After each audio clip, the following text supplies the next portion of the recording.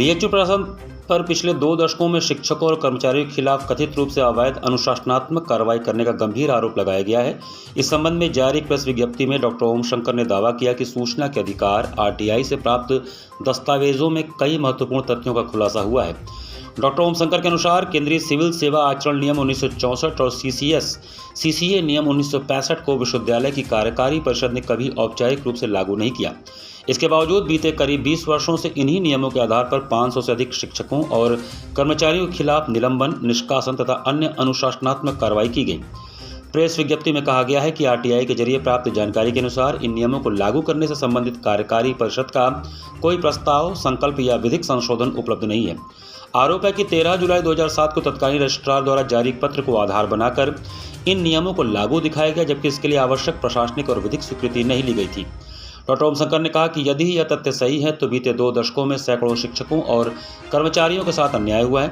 उन्होंने आरोप लगाया कि इस व्यवस्था के कारण कई लोगों को अनुचित तरीके से प्रताड़ित किया गया और उनकी सेवाओं पर प्रतिकूल प्रभाव पड़ा। 1 हफ्ते के अंदर कुलपति जी अपने पद से इस्तीफा नहीं देते हैं, कुल सचिव जी जिनकी नियुक्ति अवैध है, उप कुल सचिव वेलू जी और उप कुल सचिव जो रंजीत सांडलिया साहब हैं, अगर इन्होंने अपने पद से इस्तीफा नहीं दिया तो 1 हफ्ते के बाद इन चारों के विरुद्ध में आपराधिक धाराओं में कानून के विरुद्ध काम करने के लिए लंका थाने में एफआईआर दर्ज कराऊंगा। तो सवाल ये है कि सर्व विद्या की राजधानी काशी विश्वविद्यालय कहा जाता है, लोगों पे ऐसी कार्रवाई हो चुकी जो कानून नहीं है। क्या किसी ने वेरीफाई करने की कोशिश नहीं किया? क्या सबने इसको स्वीकार कर लिया?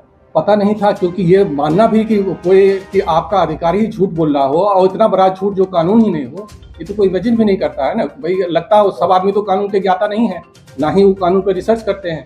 मुझे खुद ही इस कानून पर रिसर्च करने में 10 साल लगे और उसके बाद जब मुझे ये ज्ञात हुआ कि तो ऐसा तो कोई कानून ही नहीं है, तब मैंने आरटीआई से इसकी सूचना मांगी। आरटीआई में इनका खुलासा हुआ। आज सब दूध का दूध पानी का पानी है और इसके बाद सभी टीचर उनसे अपना न्याय मांगेंगे और बताएंगे कि मेरे साथ आपने गलत कानून और गलत धाराओं में क्यों कार्रवाई की, क्यों आपकी विरुद्ध कार्रवाई न की जाए। सभी कानून जो कानून के तहत कार्रवाई की गई, कानून किसने बनाया और कब बनाया कानून? ये कानून सीसीए रूल जो है, सिविल सर्वेंट जो सेंट्रल गवर्नमेंट के अधिकारी होते हैं, जो अनुच्छेद 309 के तहत नियुक्त किए जाते हैं, उस पर ये लागू होते हैं कानून।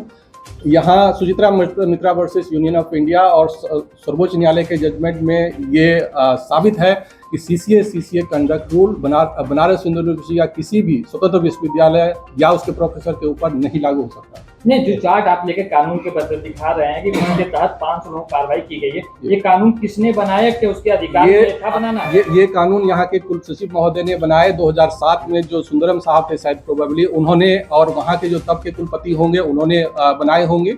उसके अलावा कौन बनाएंगे ये कानून? नहीं, उनके अंदर ये अधिकार था बनाने का? बिल्कुल नहीं। ये संविधान में कानून बनाने का आधार एग्जीक्यूटिव काउंसिल यानी कार्यकारिणी परिषद के पास है। बीएचयू के संविधान और कोई नहीं बना सकते।